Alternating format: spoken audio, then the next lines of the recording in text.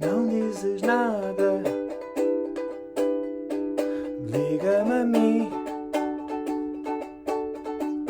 fala lá fora, Tem sido uma das coisas que tenho desgarrada, bastante, quer em termos pessoais, conversa atada, no âmbito das desfaz o consultas, nó, não é? Que é uma questão que vem muitas vezes, é como a necessidade de for, descansarmos, de nos permitirmos a descansar. desgarrada, Por vezes também fazemos bem uma separação entre as nossas vidas profissionais e o lazer, enfim, eu estou mesmo com vontade de poder desligar um pouco,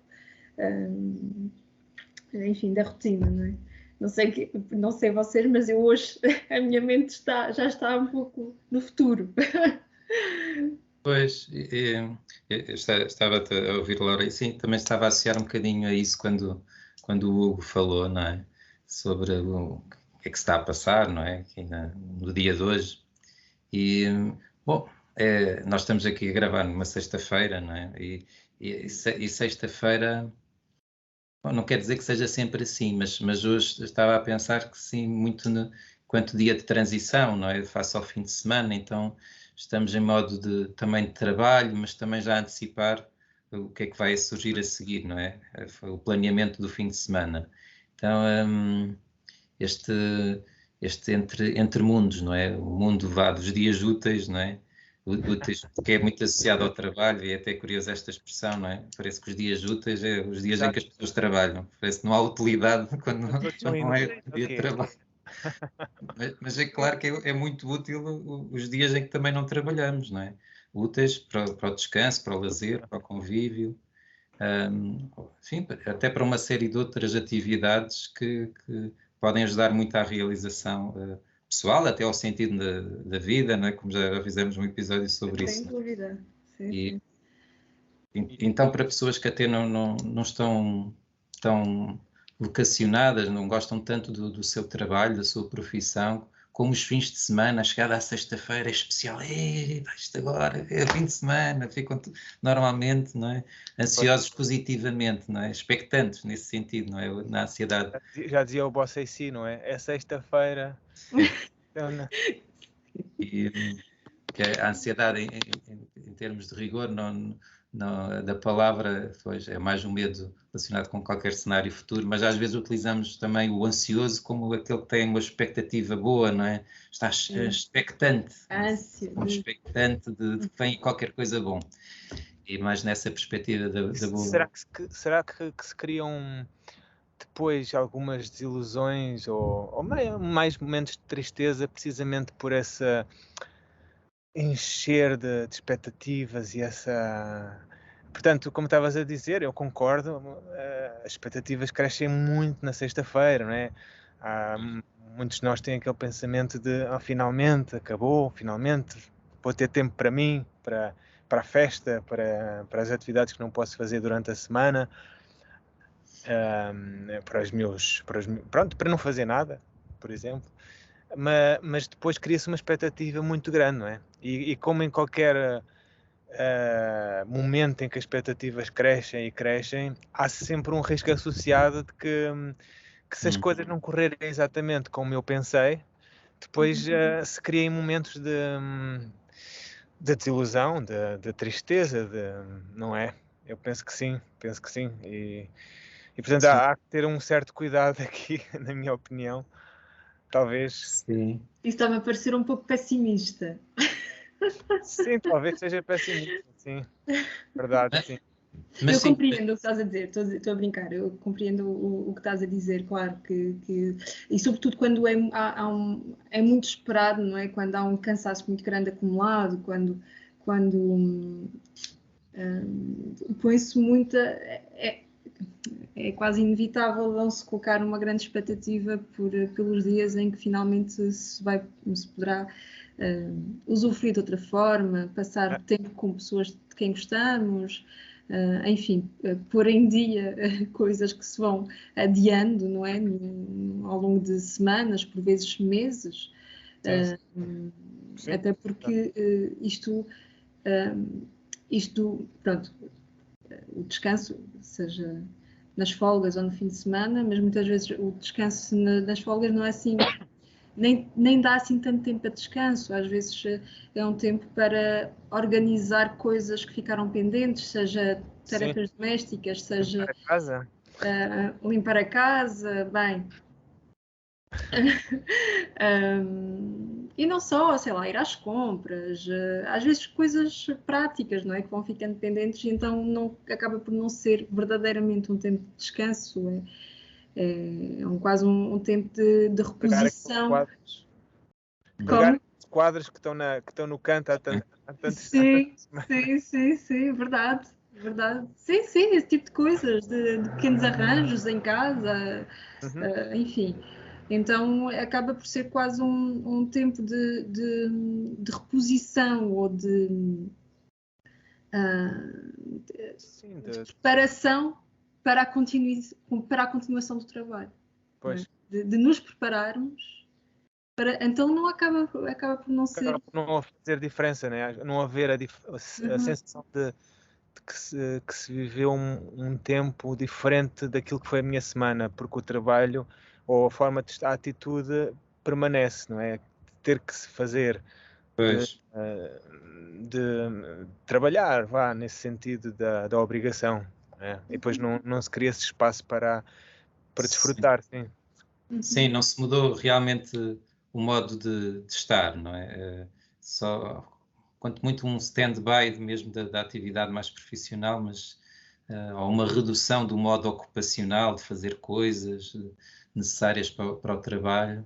Porque também, sim, também há trabalhos domésticos, não é? Então, se a pessoa também chega ao fim de semana e passa-se o fim de semana só no modo de trabalho doméstico, bom, só se for qualquer coisa muito entusiasmante para algumas pessoas, para algumas pode ser, não é? Mas se não for muito entusiasmante, pois é uma vida muito relacionada a esse modo de ocupacional, não é? Parece que se tem que estar a fazer coisas de obrigações, de trabalho, não é? E o lazer, o convívio, a interação com os outros, parece que não é assim tão viável, não é assim tão possível. Isso é também interessante porque ainda há semanas falávamos sobre o sentimento que se pode ter num domingo, aquilo que o Pedro falava do sentimento de desocupação, ou seja, precisamente que durante a semana há uma rotina e essa rotina, quer queiramos, quer não, estrutura-nos e faz-nos ir a não ter tempos mortos, vá. E depois no fim de semana cria-se muitas vezes esse espaço vazio em que pensamos para nós próprios, então e agora? O que é que eu tenho o que é que eu vou fazer? Falta aquela,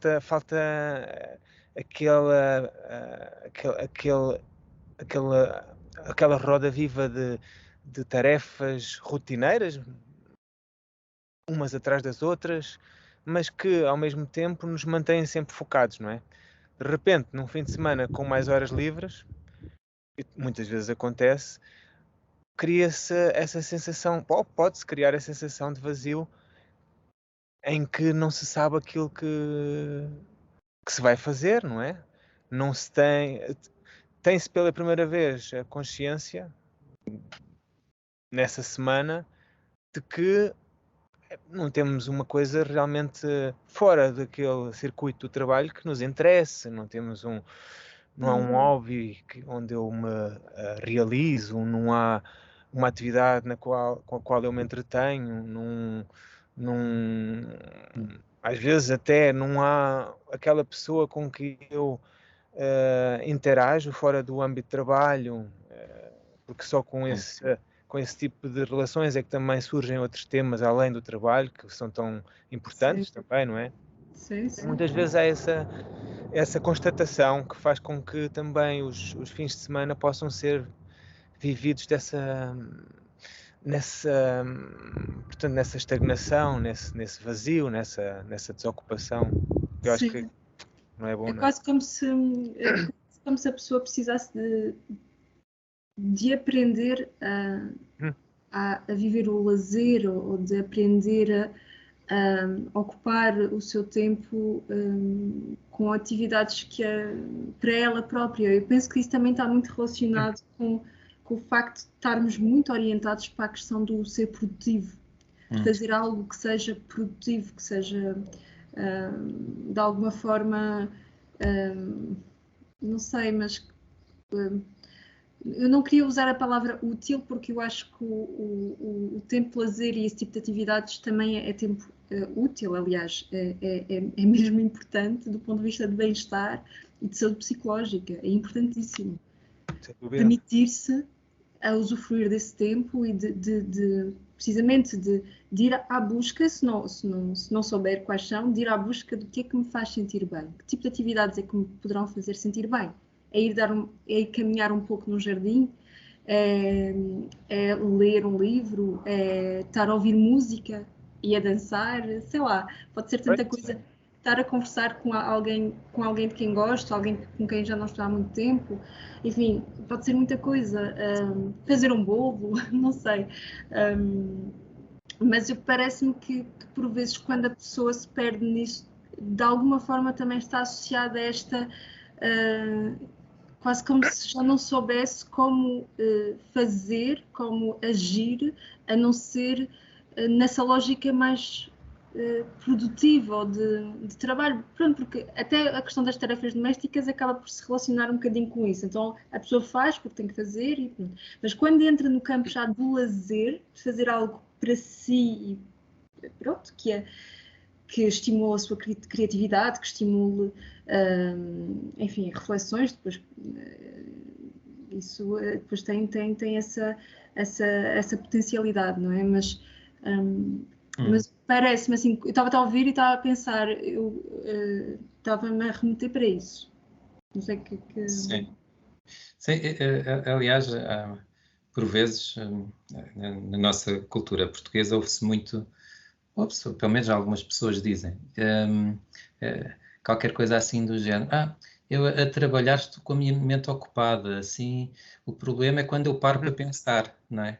Então, como se trabalhar até serviço como escape. O problema é então, quando deixam de trabalhar, quando deixam de ter essa função, confrontam-se com a relação consigo mesmos, com os outros, a família, as relações mais significativas, tipicamente, e com isso parece que é ameaçador, não é? E, para algumas pessoas e se calhar muitas vezes também daquilo que eu me apercebo, até nos fenómenos de exaustão profissional, não é? Como nós falámos também no episódio do trabalho, mas neste pormenor não chegámos a falar, mas que o burnout pode ser, da exaustão profissional, pode ser uma tentativa de escaparem de forma tão intensa a si mesmos, não é? Tentarem fugir de si próprios, não é? E da relação com os outros, em termos de conhecimento emocional, de se conhecerem melhor, que chegam ao dito burnout, não é? A uma exaustão de fuga de si mesmos, não é? Portanto, o modo de fim de semana, não é? Que, ao fim e ao cabo, parece que é isso muito que hoje estamos aqui a falar, desta transição do trabalho para o fim de semana, é convidativo para as pessoas se conhecerem de uma outra maneira, para além da função do trabalho, se conhecerem e estarem de outra forma, e desde logo com as relações mais significativas, tirando as empresas familiares, normalmente não estamos com a família no trabalho, não é? Ou com colegas que, sim, por vezes também existe, não é? Relações amorosas no local de trabalho, mas não é ainda assim, se calhar, o mais frequente, e tipicamente há a área da família, a área do trabalho, e quando se sai do trabalho, qual é a experiência? É agradável quando se volta para a família? Ou é ameaçador, é ansiosa, é o vazio? A forma como nos predispomos para um fim de semana que é em família, também a sensação que surge, não é? O sentimento que surge também pode ser muito revelador de como se está então na entrada dessa nova experiência, não é? De sair do trabalho para a família. E pode ser importante estar atento a isso, não é? É agradável? Se não é agradável, porquê que não é agradável? não é? Não é? O que é que lá se passa para não ser agradável, não é? Uhum. Pois, isso é Ou o uma que é que se coisa passa também para ser agradável, a pessoa se perceber, é agradável porque gosto de estar com a minha mulher, com os meus filhos, ou com os meus amigos, enfim, e vai ser bom porque costuma ser bom. Então a pessoa também tem, se calhar, uma expectativa boa quando a experiência costuma ser boa, não é? É. Ahm, e às vezes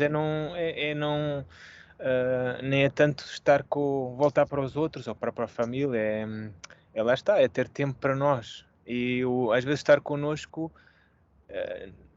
nós não estamos habituados, e isso pode criar confusão e pode sim, sim. criar um sentimento de alerta. E agora? Eu não estou habituado a estar sozinho, eu não estou habituado a ter que a criar um plano para mim. O que é que eu vou fazer amanhã? Não tenho sábado tanto tempo livre. Faz lembrar aquele anúncio acho que até de uma seguradora, em que a Joana Marques despacha aquilo num instante, o contrato num instante, e depois cai num aborrecimento. O que é que eu faço agora? Sim, sim. Eu estou a rir porque eu acho que é muito engraçado. Eu gosto muito dela. Vou-me inscrever numas aulas de dança clássica. Vou aprender um instrumento, é qualquer coisa desse género. Mas eu agora queria fazer outra pergunta, se não se importam.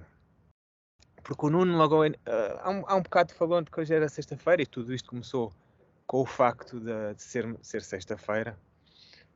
E isso já devem ter reparado, mas estamos a gravar numa sexta-feira 13. Ah, E eu gostava de vos perguntar se vocês são supersticiosos a esse nível. Eu não. sim. Ao nível de sexta-feira 13, não. Ok, é um nível. Porquê? É um nível. É demasiado óbvio. Pois, sim, há pessoas que são, não é? Em relação à sexta-feira Nem um 13. Não, bocadinho, nem um bocadinho, mesmo com a sexta-feira 13. Não há não, aí aliás hoje até associei mais a sexta-feira 13, apercebi-me que é o 13 de maio, não é? E depois em Portugal isto é muito Pois referido, é coisa da Nossa Senhora de Fátima, não é? Sim. Sim. E, bom, eu também sou, sim, também tenho alguma ligação assim religiosa, enfim, católica, bom, e lembrei mais do dia relacionado com isso. Mas, Sou pela cabeça, confesso. sim, mas há isso, há de facto pessoas que sexta-feira 13, se calhar, até tiram um dia de férias, não é? Que é melhor nem sair de casa, não vai acontecer algum azar. É bom dizer. Mas isto já assim numa Pode superstição ser. muito intensa, não é? Ou não fazem nenhum negócio, não assinam nenhum contrato na sexta-feira 13, pode dar azar. É um bocado isso. Eu, por exemplo, no meu caso, não me considero supersticioso, mas lá está. É como é que ele dizer? Eu não acredito em bruxas, mas que as há. Mas em relação ao dia 13, o meu pensamento mais frequente é o seguinte: eu sei que é sexta-feira 13 e imediatamente no meu cérebro há uma ligação à ideia do azar, não é? Como haverá convosco e com quem esteja a ver ou a ouvir. E então a minha preocupação é afastar esse pensamento, porque eu acredito muito que quanto mais se pensa nas coisas, mais as estamos a chamar. E então, não sendo Isso é supersticioso. supersticioso. Não sei. Quer dizer, não sei se é supersticioso, Laura. Eu acho que é. Quer dizer, de uma certa forma é, mas também. Lá está. Não é naquele sentido de que eu desejo ou penso numa coisa e ela acontece imediatamente. É mais naquele sentido que se a ideia do azar, neste caso, está presente na minha cabeça, eu vou ter tendência durante esse dia a que, se aconteça alguma coisa menos boa, a atribuí-la ao dia do azar. Portanto, Ok. é mais nesse sentido. E eu quero que, portanto, a minha preocupação é que esse pensamento não esteja, é afastá-lo, não é? Para viver o dia como se fosse outro dia qualquer. será isso uma forma de te desresponsabilizares do motivo pelo qual a coisa correu menos bem? Estou a ser estou a Pode provocar. ser. Não, pode ser. Pode ser, sim. Mas lá está, eu procuro que isso não seja a razão. Isto é uma eu procuro evitar que eu tenha este tipo de processamento automático. Ok, portanto, para ti é algo que, pronto, é um pensamento que surge rapidamente, por Exato. associação, mas tu dirias que lutas contra isso? Sim, isso mesmo. Procuro que tenha essa preocupação de que esse pensamento não esteja na minha cabeça nesse dia em particular, que é o dia de hoje, vá. Uhum. Sim. Mas portanto não é com a ideia de que ao estares a pensar muito que é um dia do azar, que isso possa atrair experiências de azar. É mais que se surgir qualquer coisa, tu achares que depois tem a ver com isso, não é? E tentas evitar fazer essa ligação entre o que possa surgir É um pouco das duas e o dia coisas. do azar. É um pouco das duas coisas, porque eu acho que lá está. Quando se pensa em algo, nós estamos a atrair esse algo, não é? Não nos, Ou colocar-nos a jeito, também é a ideia de colocar-nos a Sim, jeito, não é? é quase como que pensando, portanto, invocando imagens felizes na nossa mente, mesmo não as expressando e não as pondo cá fora para quem está à nossa volta. Se vocês agora neste momento pensarem numa imagem em que foram felizes, por exemplo, uma situação de férias, há um jogar de sorriso imediato, não é? Sim. Portanto, e estamos logo a predispor-nos para a felicidade no Sim. aqui e agora, não é? Há uma ligação, sim. Há uma ligação entre o pensamento, a emoção e, por sua vez, o comportamento. Isso. Nesse aspecto, parece-me que quando dizes que de alguma forma o pensamento pode atrair algo menos bom, poderá ter a ver com isto, não é? Porque, em certa medida, os nossos pensamentos condicionam o nosso comportamento, não é? Sem dúvida. Às vezes, de uma forma, sem nós... lá está, muitas vezes não estamos conscientes disto, mas acontece, temos determinado tipo de comportamentos porque há pensamentos que estão a provocá-los, não é? De alguma forma, esses tais pensamentos automáticos. Então, em certa medida, é como se te sentisses de alguma forma condicionado por esses Sem dúvida, é isso mesmo. É isso mesmo. É tentar que vá lá. Agora vou criar aqui uma expressão, um preconceito cognitivo, se puder de mim, e tentar ser o mais livre e espontâneo possível neste dia específico, que é a sexta-feira de 13.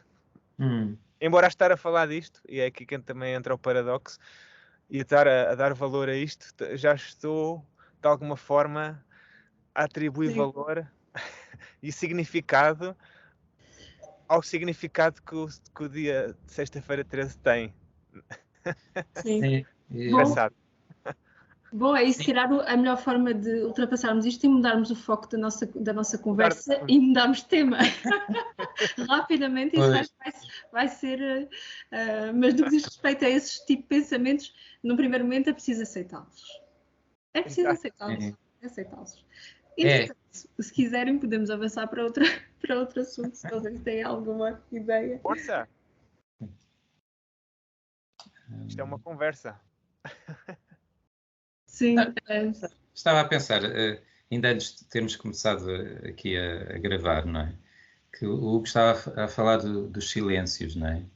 E como eles podem ter, se calhar, valores muito distintos, não é? Se calhar também em modo de preconceito, como tu estavas até a falar agora em relação a estas coisas do azar ou não, das superstições. Se calhar também podemos ter preconceitos em relação ao silêncio, ideias fixas, não é? Há pessoas que face ao silêncio consideram que é sempre tensão, há ali qualquer coisa muito difícil, Algo não está complicado bem. na relação entre duas pessoas, porque é que aquelas duas pessoas não conversam, estão em silêncio. Enquanto que outras podem ter até uma abertura de olhar para o silêncio, ou um outro olhar, pelo menos uma outra perspectiva, se calhar até fixa, de que o silêncio é intimidade. Aquelas duas pessoas devem ser muito íntimas para estarem em silêncio. Nem Né? precisam de falar. Nem precisam de falar. Sim, se calhar quase por telepatia, não é? Quase assim, comunicam, não é? Comunicam só pela comunicação não verbal, não é? São tão íntimos que já nem falam. Mas porque não precisam. Mas são dois extremos. Não é? E entre esses dois extremos, se calhar há muitos silêncios de valor diferente, mas se a pessoa está a olhar para o silêncio apenas por um ângulo, pode condicionar, sim, também a abertura, a experiência de um determinado qualquer silêncio, não é? Se eu estiver em silêncio, por exemplo, com um paciente e durante muito tempo, bom, o paciente até pode julgar, bom, se calhar o Nuno está desconfortável, hoje parece que está ausente, nem está a prestar atenção, enquanto que outro paciente pode julgar, ele hoje está muito atento, não me está a interromper, nem me diz nada. Deve estar mesmo muito curioso em me ouvir. Depende de... Pois, exatamente. O silêncio também é comunicação e também está sujeito à interpretação do outro lado. Isso, Isso sim. mesmo. Sim, claro. Já E depois também... como é que é o... Se não é nenhuma... Se não querendo entrar por uma parte mais técnica da tua parte, mas já agora qual é que é o estilo em que te sentes mais confortável? É ser mais ouvinte ou intervir aqui e ali? Onde é que te situas? Vá. Eu por norma, se calhar, comparando bem, pelo menos por aquilo que outros colegas, né, vão falando também das suas práticas, eu acho que sou um psicólogo especialmente falador. Ou seja, mas isso não significa que seja com todos, não é? Há pacientes que eu tenho quase que colocar o dedo no ar para dizer alguma coisa, não me deixam falar, não é? Estou aqui, atenção, gostava de dizer qualquer coisa, não é? Enquanto que... Mas também há pacientes que falam muito, eu também não sinto a necessidade também de falar. Sinto que a pessoa está a refletir, está a associar ideias importantes, a encontrar novos sentidos, bom, e vou seguindo, vou pontuando, vou fazendo só alguns comentários, já assinalar que também estou ali com a pessoa e a perceber e a compreender o que ela está a dizer. Claro. Mas, com os pacientes muito silenciosos, esse é um desafio para nós, psicólogos, não é? Ficamos lá em silêncio com eles ou quebramos o silêncio e estimulamos a conversa, não é? Se calhar uns precisam de estar ali em silêncio connosco, simplesmente. Depende um bocado de quem está à nossa frente, não é? Enquanto que outros precisam que nós os estimulemos. Então, como é que foi a semana, o dia, como é que está hoje? O que é que me traz hoje? Não é? Como sabe, não sei, já se aperceberam, portanto, eu gosto muito, ele infelizmente já faleceu, do Carlos Amaral Dias. Sim, sim. E ele tinha uma ideia que era, que é partilhada, como lá está, ele era psicanalista, é uma ideia se calhar mais partilhada para quem está do lado dos psicanalistas no sentido profissional, da abordagem profissional, quero eu dizer, que é, por isso é que se calhar eles por defeito de profissão só praticamente ouvem, o que pode ser um bocadinho enervante para quem está do lado do paciente. Mas ele dizia que, portanto, ao dar-se liberdade para a associação, está-se também a dar liberdade para a descoberta e para o confronto com os seus próprios, por exemplo, silêncios, que isso depois traz aí pode promover disrupções necessárias, porque o silêncio, ao tornar-se desconfortável, pode ser aí que está o busilis da questão, Porque é que há aqui um problema neste silêncio, não é? Portanto, era um pouco por aí, não me querendo alongar, Mas eu falando de mim próprio, eu também sou um bocadinho interventivo e falo também bastante. Mas sim, reconheço também, e às vezes tento ter esta disciplina, que às vezes é realmente mais importante fazer o esforço para continuar em silêncio do que ao contrário. Nem sempre, mas às vezes vale a pena para aquele trabalho terapêutico específico. Sim, sim, Sim. sim. Eu estava a pensar precisamente nisso. Eu na minha prática, eu penso que é muito variável, não é? Depende muito da pessoa que estou a acompanhar e eu própria cada vez mais percebo que é algo que eu aprendo na própria relação. Qual é que é a necessidade ali, não é? Se é uma necessidade de eu estar mais participar mais, não é? De intervir mais ou estar mais recuada, enfim, depende muito. E depende muito também de como o caso se apresenta logo no início, não é? Porque, pronto, a minha abordagem é cognitivo-comportamental, de base, embora eu digo sempre que também é integrativa, porque gosto muito de conhecer as outras abordagens e muitas vezes ajuda-me a também refletir sobre alguns assuntos, mas isto sobre a questão dos silêncios, isto que estavas agora a dizer foi uma das coisas que para mim, numa fase mais inicial, em termos de aprendizagem, o respeitar o silêncio e precisamente por vezes perceber que aquele silêncio é importante que esteja a acontecer e eu não posso permitir que o meu desconforto, que pode causar algum desconforto em nós, não é? De deixar, porque gera alguma tensão, muitas vezes alguma ativação emocional que começa a acontecer naquele silêncio, não é? A pessoa, e isso em si é informação importante para nós, para o próprio processo, mas foi uma das coisas que na prática percebi, não pensei que ia ser uma coisa que eu ia ter que aprender a fazer. Nós às vezes pensamos que precisamos de aprender técnicas, precisamos de aprender a teoria, precisamos de aprender a relacionar-nos. Isto faz parte da relação, obviamente, precisamos de aprender outras coisas, mas eu confesso que não era uma coisa que eu pensasse previamente que seria algo que eu ia ter que aprender, que era a questão dos silêncios, de saber de perceber quando é que é um silêncio que é importante que aconteça e deixá-lo existir. E depois ver o que é que isso que dali permite, não é? Que tipo parece uma técnica, parece uma coisa básica, mas não é assim tão básico, não é? Essa aprendizagem desse processo. Sim, sim, às vezes são mesmo esses silêncios reflexivos, não é? Que estão a acontecer. Sim, numa sessão terapêutica, como pode ser numa relação de outro tipo, não é? Mas pensando até na psicoterapia, por vezes, muitas vezes o que me acontece é logo a seguir ao silêncio, se não tiver sido esclarecido, clarificado que silêncio foi esse, de alguma maneira, não é?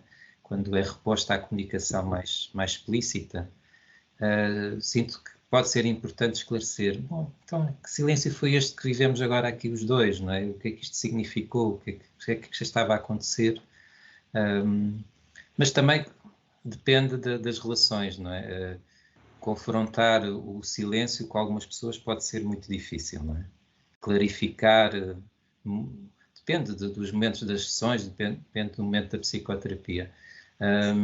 Porque há pessoas que podem se sentir muito invadidas com a confrontação do silêncio, o que é que lá estava. Enquanto que outras podem até, ainda bem que me pergunta isso, não é? Sim. Depende. É assim, tem também muito de intuição, não é? O nosso trabalho, não é? Sem dúvida. Estarmos ali a sentir como é que a relação está e o que é que devemos de fazer em cada momento.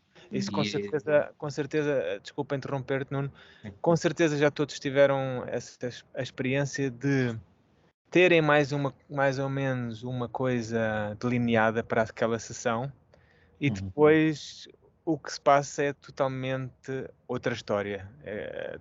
tudo é virar de pernas para o ar. Sim, sim, sim. É importante ir com essa abertura. Apesar de, obviamente, que penso que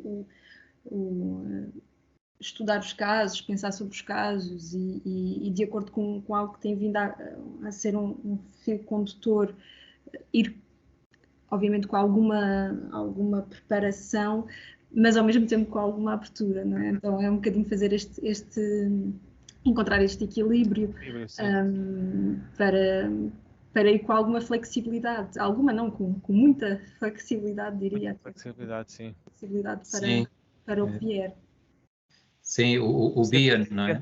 A não ser que o paciente seja demasiado flexível. Aí é o nosso papel sermos estruturados. Exato, sim.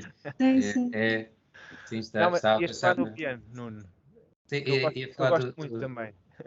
Do Bian, sei que ele falava muito disso, não é? De ir para cada sessão, mesmo em estado de uma grande abertura, sem os preconceitos, sem uma compreensão já definida, sem achar que o paciente tinha aí uma sem determinada... memória e sem desejo. Sem memória e sem desejo. E estar mesmo assim aberto ao que vier, não é? Como se fosse a primeira sessão, sempre, como se fosse sempre a primeira sessão, não é? Pois. Muitas vezes é muito útil essa atitude, mas muito difícil também. Muito difícil, sim, porque também em parte há uma história já criada na própria relação terapêutica, mas sim, como também a Laura estava a dizer, tu também, Hugo, não é? De, pelo menos termos uma parte de nós em abertura para o que vier, não é? Que não estejamos já a achar, bom, lá vem o paciente das 5, que é assim, daquela maneira, eu já sei o que é que ele vai trazer hoje, é sempre o costume, não é? Assim já vamos muito, cá está, predispostos para uma determinada sessão, colocamos-nos a jeito para ver as mesmas coisas e entender as mesmas coisas, e aquela pessoa também fica condicionada um pouco pelo nosso olhar, não é? Influenciada pelo nosso olhar mais afunilado sobre ela, não é? Sobre as nossas hipóteses terapêuticas muito rígidas às vezes. Mas também achei curioso o que estavas a dizer, de pessoas muito flexíveis, ou do estilo assim borderline, não é? Assim, uma instabilidade, não é? Que precisam de estrutura. Aí, se calhar, com esse tipo de pessoas, este modo até bioniano, de estar assim muito aberto, por vezes, não é assim tão produtivo, não é? Precisam de qualquer coisa mais estruturante, mais uma certa diretividade, não é? Até para eles para valorizarem mais onde estão, porque às vezes há pessoas que não vão com um bocadinho uma atitude pé atrás, isto aqui é só, não se faz nada, não há objetivos, não há planos, só conversa. E às vezes há pessoas que também apresentam essa forma de pensar, e para essas eu diria que tendo uma coisa mais estruturada, mais onde as fases estão mais visíveis e delineadas. Sim, até introduzindo alguma psicoeducação numa fase inicial para ajudar a pessoa a se sentir mais parte do processo, não é? Mais que de alguma forma ela própria também está mais, tem uma maior compreensão sobre aquilo que está a acontecer, não é? Porque às vezes pode ter a ver com esta... É isso, as pessoas, e muitas vezes acontece, não é? Vêm com muitas dúvidas sobre o que é que vai ser feito aqui, não é? O que é que eu posso esperar, o que é que... Sim, as pessoas muito ansiosas, não é? Que estão muito ansiosas, pedem de nós qualquer coisa previsível, não é? Que saibamos melhor o que é que estamos ali a fazer com elas, porque elas estão um bocado perdidas, cheias de dúvidas, cheias de inquietações. Muitas vezes essas pessoas vêm a seguir uma recomendação ou um conselho de alguém, ou seja, elas respeitam esse alguém, mas não é a iniciativa de ir ao psicólogo não é delas. E então qualquer coisa que aconteça que não lhes agrade, mais facilmente as pessoas saem para fora outra vez. Realmente, e confirmam as tais expectativas negativas que tinham, não é? Não, isto realmente é só conversa, não é para mim. Sim. Já vão testar, não é? Já vão com... Pois, sim. Sim, mesmo a testar, mesmo na forma como estão. Pois, sim. É sempre desafiante, não é? É sempre desafiante. Muito bem, é assim. Porque, enfim, isto agora é só um apontamento, mas até antes de começarmos a gravar, quando tu falaste do estar em silêncio, eu logo, olha, o primeiro pensamento, memória que me surge diretamente, e se calhar porque sou apaixonada por esse filme, é aquela cena do Pulp Fiction. Vocês estão a ver o Pulp Fiction do Tarantino? Sim. Em que Travolta e a Thurman, Uma Thurman, sim. em que eles estão a falar sobre isso, porque há ali um Não, momento estou no restaurante, não é? no restaurante. Sim. Pronto, que é que é aquele que já não me lembro ao certo a frase, já não vejo esse filme há muitos anos. Eu na altura gostava tanto que vi-o N vezes, mas que tem a ver com, ou seja, quando as pessoas são íntimas que Exato. conseguem estar em silêncio sem que isso seja algo desconfortável. Tem a ver. Acho que é até uma Thurman que diz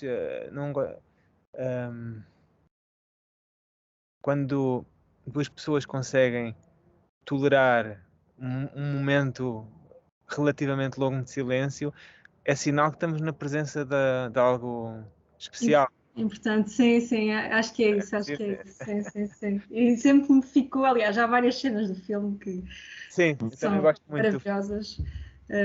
E imediatamente vem-me essa cena à memória. Pois, sim. Gostar de um silêncio longo com alguém, não é? Estar nesse modo de gostar, de estar num silêncio longo com alguém. Pois, sim, isso pode ser, sinto eu, assim, revelador de intimidade. Sim. Mas sim, estava a pensar na palavra tolerância, sim. Porque gostar é acima de tolerar, não é? Ou seja, o gostar mesmo de estar ali, olha, nem precisamos de falar, estou mesmo a gostar só de estar em silêncio, não é? Com aquela pessoa junto de mim. E depois, isso... Eu acho que os silêncios fazem parte de qualquer relação. A diferença é que realmente, e também concordo aí com a Uma Thurman, que numa relação...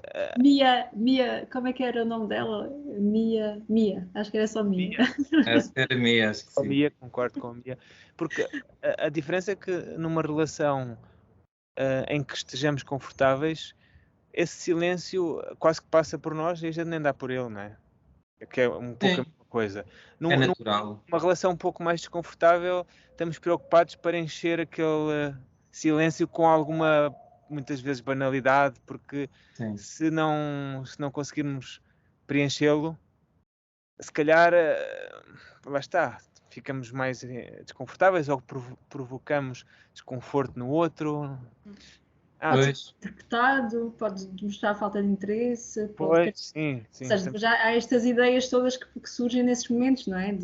Do bem, que estranha que sou, que estou aqui em silêncio, não sou capaz de comunicar com outra pessoa. Enfim, há uma série de coisas que nos vêm ao pensamento numa situação dessas, não é? Quase de incompetência social da nossa parte. Aquela expressão que temos que quebrar o gelo, não é? Porque há ali uma frieza na relação, não é? Assim, uma distância, uma tão pouca ligação que é necessário aquecer a relação um bocadinho, não é? Quebrar com qualquer coisa, às vezes com humor, com qualquer coisa mais descontraído, ou falar de um assunto que não assusta, um assunto até do dia, não é? Hoje estava muito trânsito, não é? Pois, foi difícil cá chegar, não foi? Que ajuda a começar um bocadinho a ligação com o outro, não é? De uma forma mais calorosa, quebrar o gelo.